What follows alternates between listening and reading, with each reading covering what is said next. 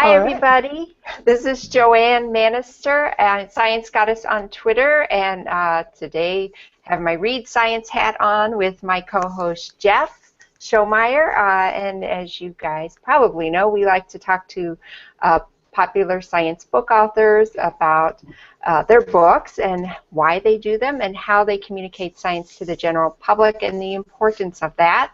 And today we are very fortunate to have on the author of her new book, The Confidence Game, Maria Konnikova, who is a very busy woman who has been interviewing left and right, an interview before this, an interview after this. So we are so fortunate to have her with us today. Why don't you say hi? Hi, everyone. I'm very, very happy to be here. So actually, I will read a little bit of your bio. So Maria is the New York Times bestselling author of The Confidence Game and Mastermind, How to Think Like Sherlock Holmes. You write for The New Yorker, I think The Atlantic, yes, New York Times, Slate, everywhere. I think that we find our favorite science authors she has written there. And so you have if I believe, you have a PhD in psychology from Columbia, and this is sort of what's behind a lot of the things you work on. That's absolutely right. Although my dissertation has absolutely nothing to do with any of the books I've written. So I think we will get to, the question of psychologist first, then writer who wanted to write about psychology. We'll get to that in a little bit, but what I'm going to do is to let Jeff throw out the first question, and I have, of course, my own con story to tell, and we'll get to that. Well, Maria, it's lovely to have you on, and I've enjoyed reading your book very much.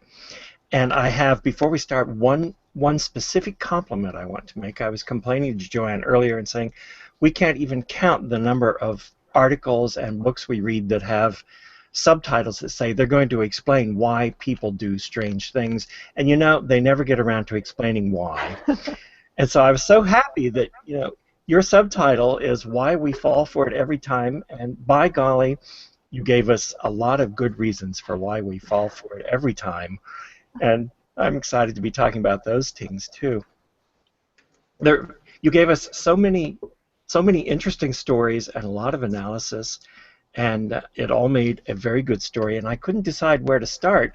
So I thought maybe a conversation from the top down, and with the idea of storytelling, I wrote down a lot of quotations from the book as conversation starters, and along about halfway you made the observation, you say, confidence men are master storytellers.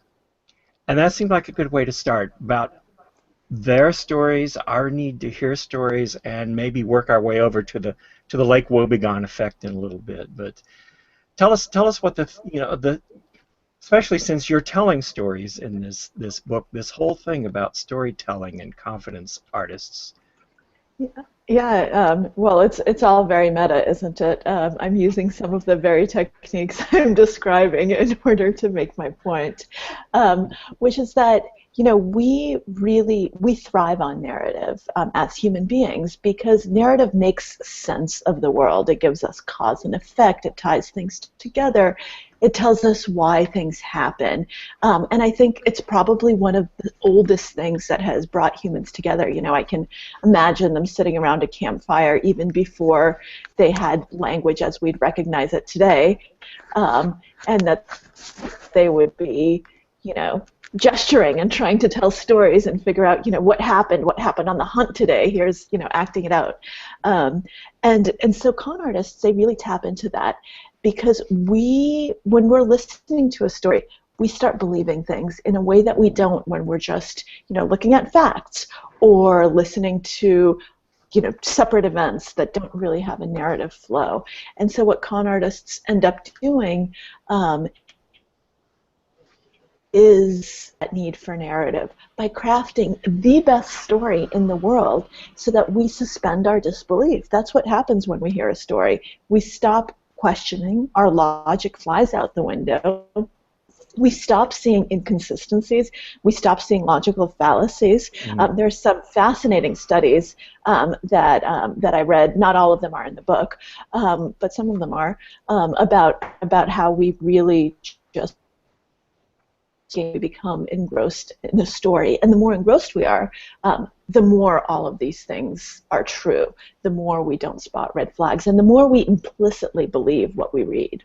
Is that where the power of narrative comes from? It's a very strong thing, and we've got to have stories all the time, right? It speaks to more than the rational. It speaks to our need that you talk about toward the end of the book when you're describing things that we all want to believe in things. We need to have beliefs. And I might as well quote you. You say, all of us believe intrinsically and instinctively. We just differ on where we draw the line between legitimate and illegitimate.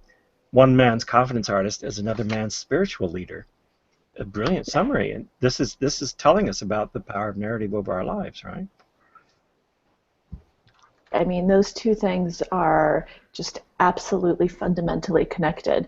The need for narrative feeds our need for meaning and our desire for belief, our need for belief. And so many people would tell you, this does not describe me. All of my beliefs are founded on, rational reasons. But that's simply not true. And I, in that final chapter that you just quoted from, I quote very liberally from William James, Varieties of Religious Experience, which I recommend to everyone. I just became so engrossed in that book and those lectures. They're absolutely amazing. But he's so right when he talks about how, in his lectures, he becomes estranged from all communities because the science community gets mad at him because he talks about religion. And the religion community gets really mad at him because he lumps religion in with ghosts and with psychics and with mysticism. And he says, guys, it's all the same thing. It's just a matter of where's your overbelief? Each of us has overbelief simply because the world is not knowable. It is knowable only up to a point. There are always things we have to take on faith. And the moment you do that, the moment you take that leap of faith, you're already taking something without empirical evidence behind it. Well, isn't that why people reacted so badly and turned against him? Is that he told all of them there is no real difference, and it's vital to all of them who want to believe that they can tell the difference. But they can't really. That's absolutely right. And it's so funny that you started by praising the subtitle of my book. A lot of people have really reacted negatively to it and have given me bad reviews without ever reading the book, just based on the subtitle, saying your subtitle is terrible. I haven't even read the book, and I'm not going to because your premise is flawed. We don't all fall for it. I would never fall for it. And it's so funny because that type of reasoning is exactly, obviously, why we do all fall for it. Well, it would be a tough read for them, because by the end of the book they had better realize that they can't really tell the difference, and they are going to fall for it. And I'm hoping that by the end we say, please give us some tips on how not to. But the whole belief thing, I really liked it here towards the very end, and you're pulling these things together. You said no one wants their reality to resemble Kafka. They want to be able to make sense of things, but all the ways that they make sense don't always make sense of things. Really, it's people believe weird stuff. Okay, Joanne. Well, this is probably a really good time to mention. So my early days, months on the internet. Joining Twitter and having a YouTube channel and stuff like that. Then, which, as you will see, actually, I look back and go, actually, I'm grateful this happened early on the internet.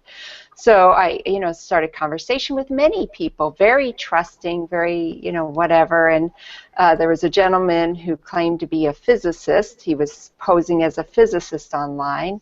Well, it turned out his background ended up, after a series of events, and a little questioning by me. But I didn't question initially, partly because I was being very trusting, taking people at their words. But the other thing is my father was also in the last months of his life. A lot of things going on. I didn't say that out loud on social media, but it must have happened shortly after conversation began that, yeah, this is what's going on. And it was like, apparently this man had been arrested for impersonating a lawyer. And that, so, but I had sort of been caught up in conversing with this man and things like that. And he, without going into all the details, I was sort of conned. And it was at a vulnerable time in my life, even though I would say I would never fall for that.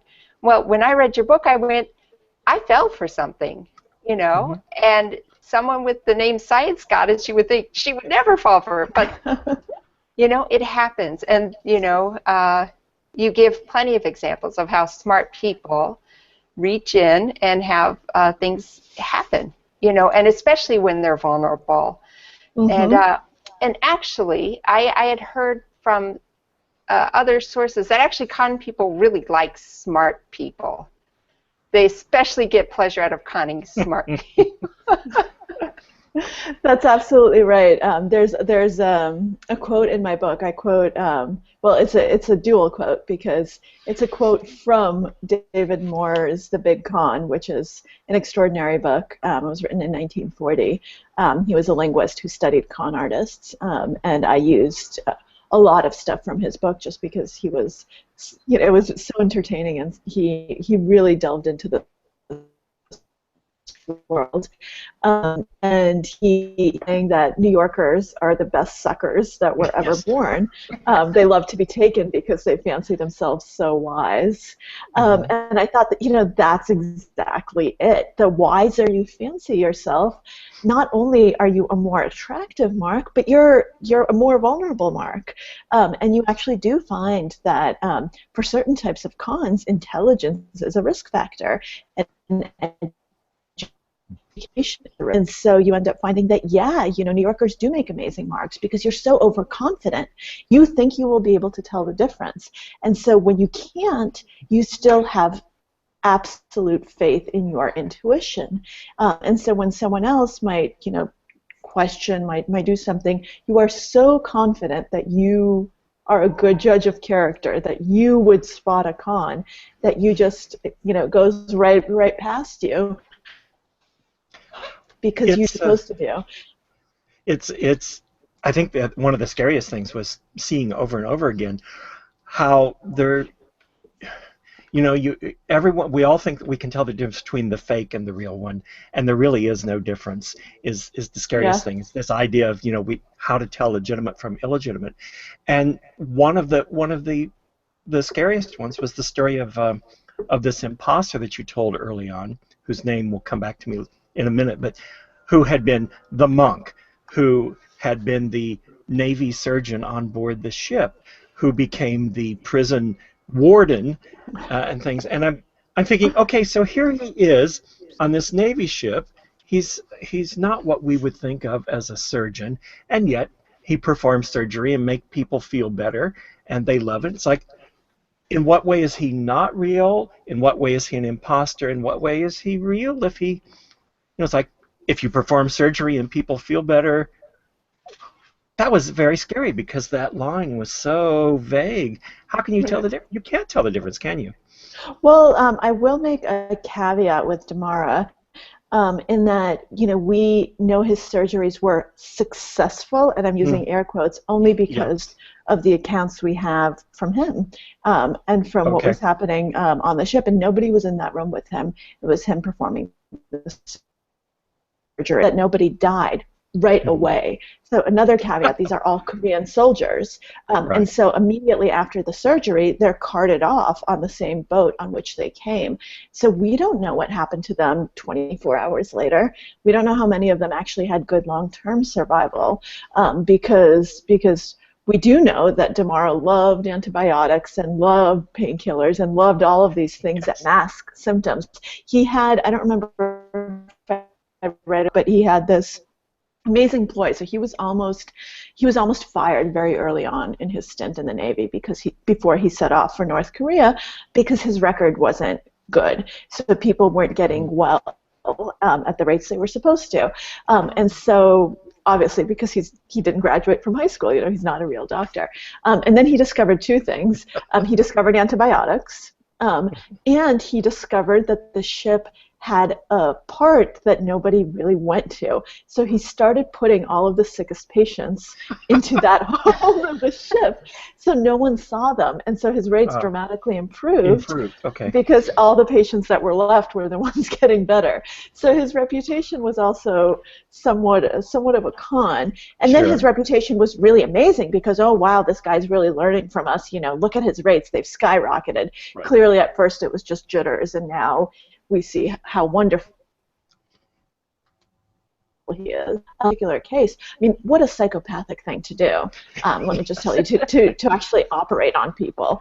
You know, that the fact that he didn't call it quits, that he didn't say, okay, you know what, I'm not qualified to do surgeries, guys. You know, I'm not actually a surgeon. The fact that he went through with it, that to me, I mean, is crazy. The one thing that I think all con artists have in common in terms of motivation is that feeling of lives. You know, it's this rush of knowing that other people are taking what you say and that you are manipulating their life and they don't know it. I mean, it's this huge sense of control. A lot of it's not about money.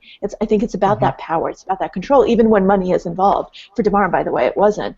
And so for the surgery is kind of taking it to that ultimate level. You know, you're playing God.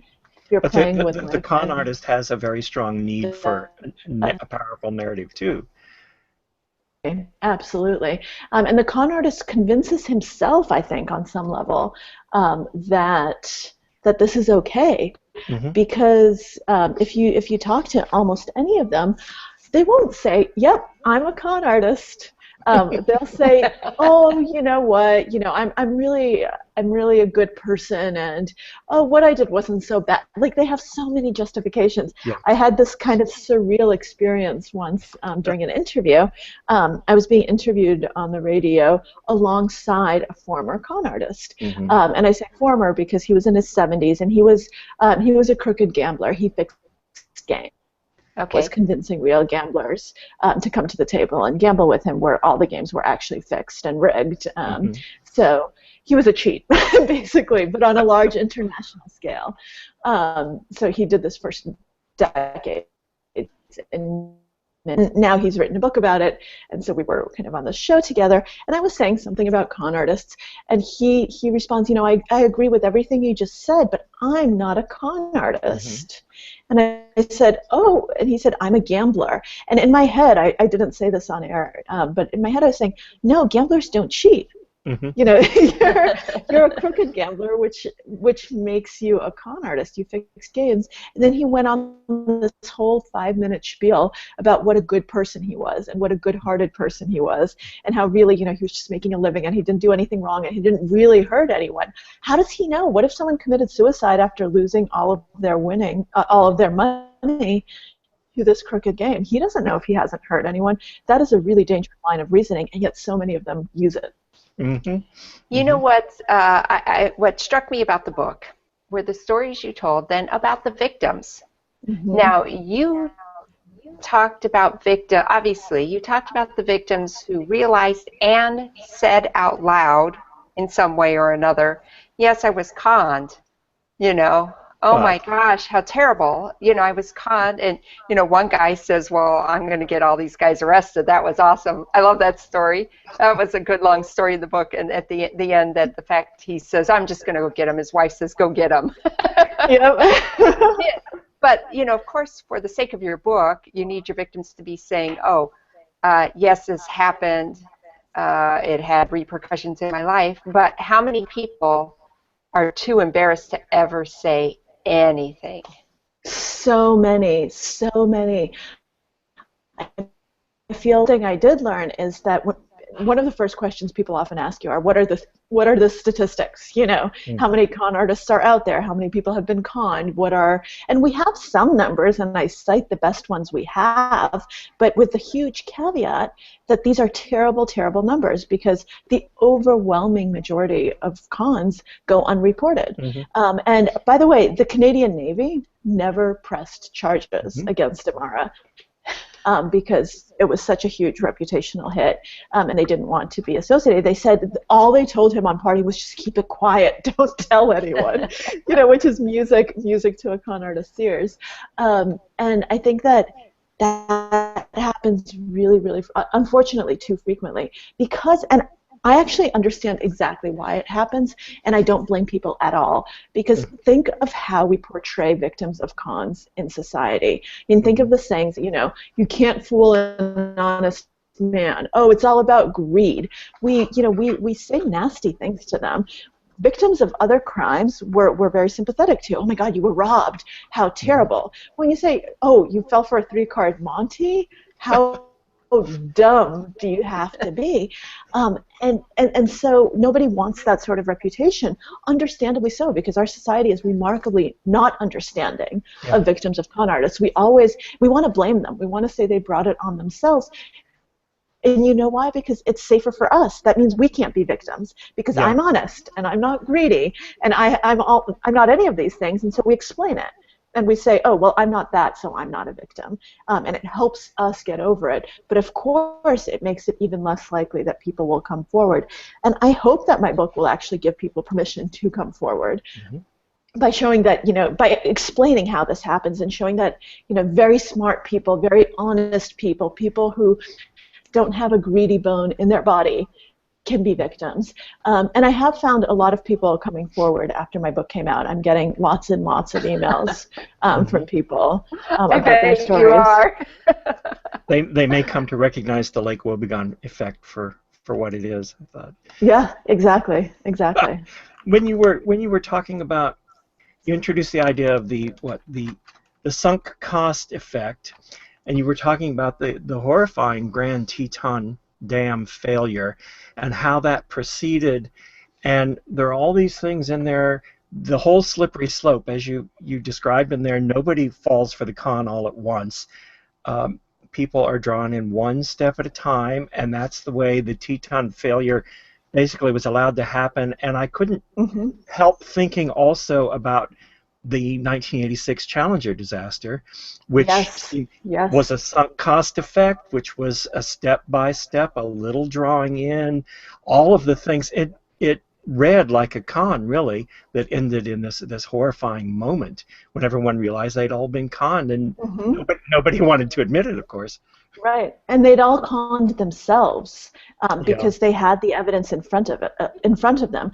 And I just read an article a few days ago, actually, about what the lead engineer who says that he's basically lived with the guilt of what happened at the Challenger explosion for the last several decades, because he had told them not to go ahead with the launch multiple times, but no one listened to him. Right. And I can only imagine. So willfully conning, just like Teton Dam people don't willfully con anyone. They give them evidence, but we con ourselves because we're already so involved with this, which is the exact same reason we persist. Things where people think, how could you not see the red flags? You don't see them. That is a point that is just impossible for people to understand, because from the outside, all of the red flags are apparent. Right now, you read the Challenger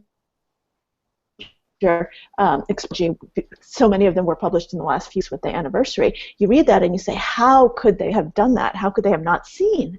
But in the moment when you're in it, you're subjective. You're not objective. You're not looking with hindsight.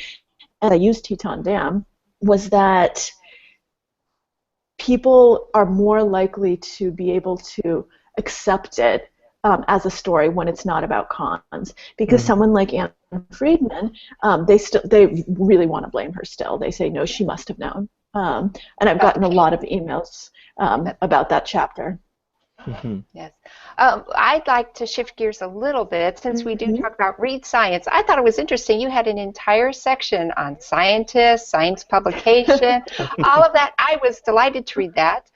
It doesn't surprised me that you wrote it, but it surprised me that it actually made it into a book that's looking for a wide audience. You know, because most people hear science and they want to run the other way. So I thought it was a little brave to put that in. So tell me a little bit about, you know, why you chose to put that in there to specifically talk about science and scientists. Yeah.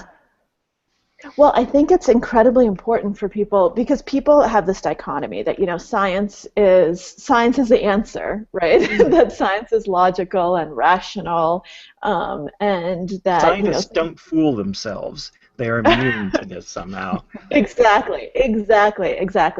And to me, this is a really, really important topic, and it really hits close to home because I did receive a PhD. You know, a lot of my friends were going into academia. I was wondering, you know, oh, you know, maybe I should go into academia as well, even though I didn't ever really want to. I wanted to write, but it would be great to write from a tenured post, right? you have all this great stuff.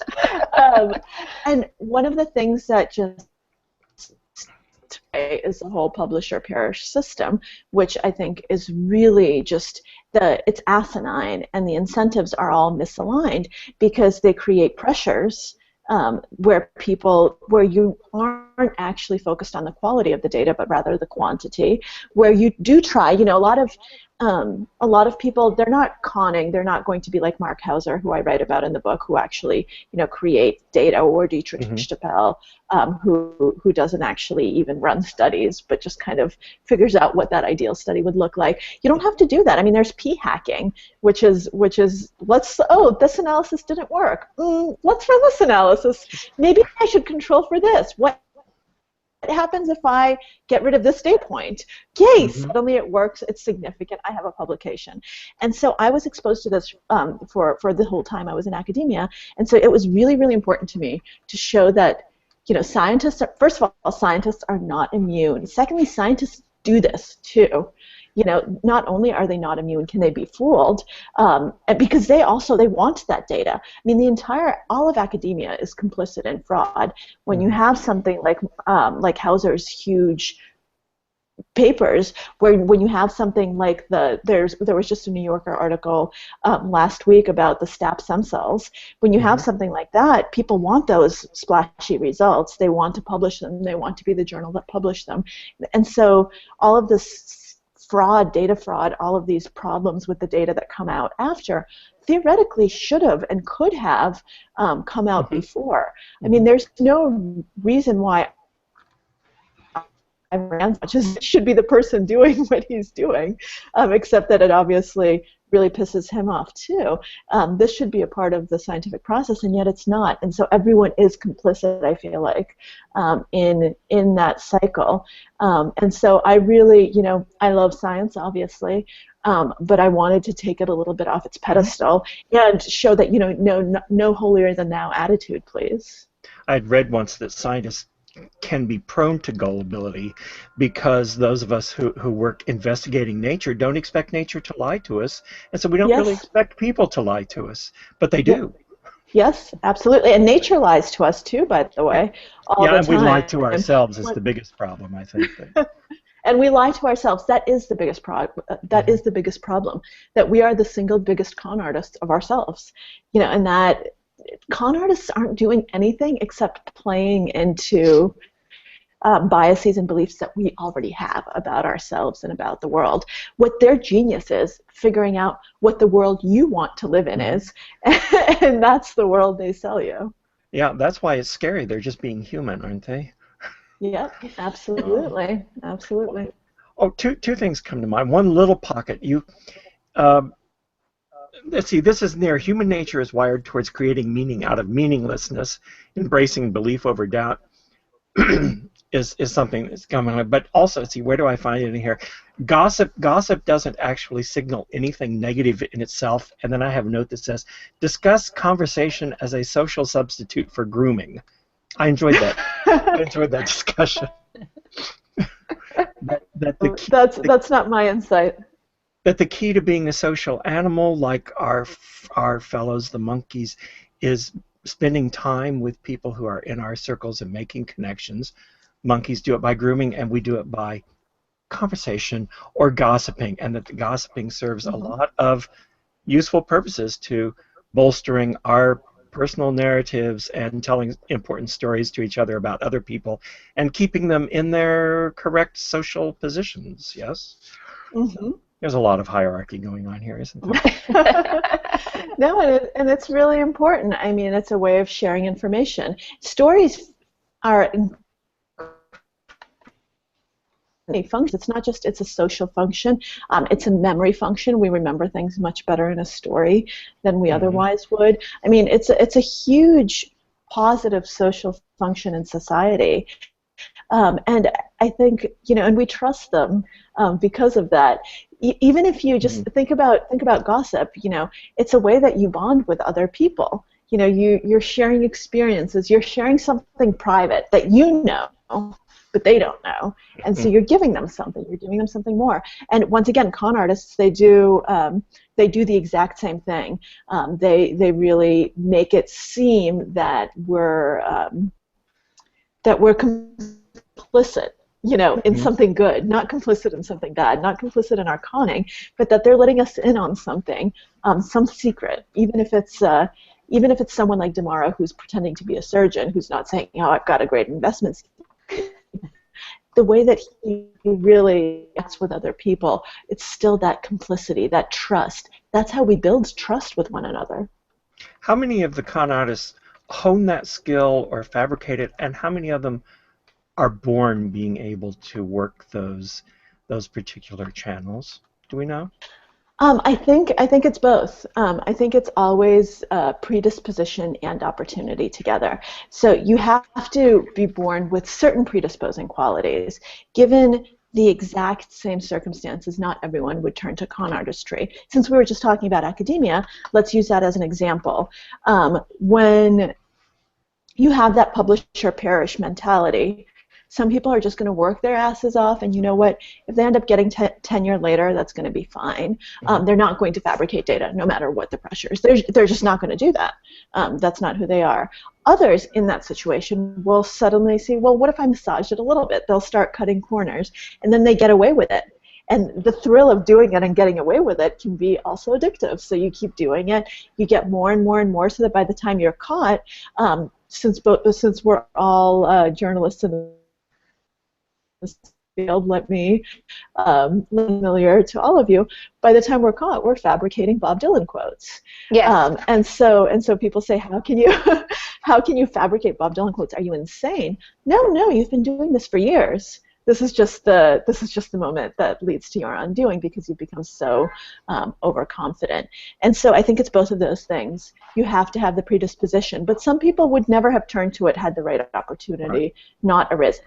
But once they turn to it, there's really very little chance they'll turn back. I think my ultimate question, I'm finishing up, Joanne, was to say, gosh, this is all very scary, and what can we do to inoculate ourselves? And it sounds to me like probably the simplest and best thing we can do is to read your book in order to develop our awareness of what's going on, and that's maybe about the best we can do, but things are going to happen. Yeah, I think that's right. I think I realized at some point that in order to really inoculate yourself, you just have to cut off all social contact. And even then, bad things might happen. And that just, that's not a price that anyone should ever pay. It's not a reasonable price. Yeah. Right. And actually, despite my experience, I'd like to think I'm inoculated, it would never happen again. But one thing I learned from reading your book is, by golly, it could happen to anybody more than once. And that's okay, and that's absolutely okay.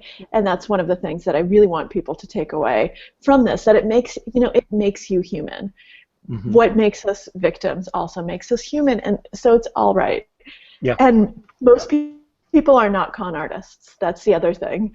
So the fact that you're trusting, that you believe, it adds a lot of meaning and value to your life. And 9 times out of 10, or even 99 out of 100, you're not going to get conned. And hopefully this book will at least, help you avoid 3-card Monty. That's something. There's something else. So I understand Maria has another interview, and so we do need to end our lovely conversation with her. And This book was great. Oh, by the way, I listened to it on audio, and Maria did the reading, and I really enjoyed that too. And actually, for those of you who listen to a lot of audiobooks, you know how the narrators all start to sound the same. That's one thing I find really refreshing is when an author reads their own book, if they have the time and the desire. And so I found, so if that's an option too, pick up the book, pick up the audiobook, watch watch her interviews, read her work at the Atlantic and the New Yorker and everywhere else. And I think just you can learn a lot. I actually did. It was a great book. Mm-hmm. And so, Maria. Thank you guys so much. Yes, is there anything you'd like to quickly add before we sign off? No, that you guys are wonderful. Thank you. And that this was a really fun and engaging conversation. Thank you. Great. And which is it's an accomplishment that, 2 months after the book comes out, when I've been giving interviews and I feel like I'm just on autopilot saying the same thing over and over. I was not. That's great. What a nice compliment. I don't know how you knew that, but that was about the most welcome thing you could say. Thanks very much. Oh. Maybe she's secretly a card. Oh, we all are, Joanne. It's okay. It's part of the human process. Okay. Thank you to everybody who tuned in to watch, and thank you, Maria, so much for being a guest and fitting us in your busy, busy schedule. And we will be keeping an eye on your next project. Thanks, Maria. Thank you so much. Thank you, guys. Bye. Bye.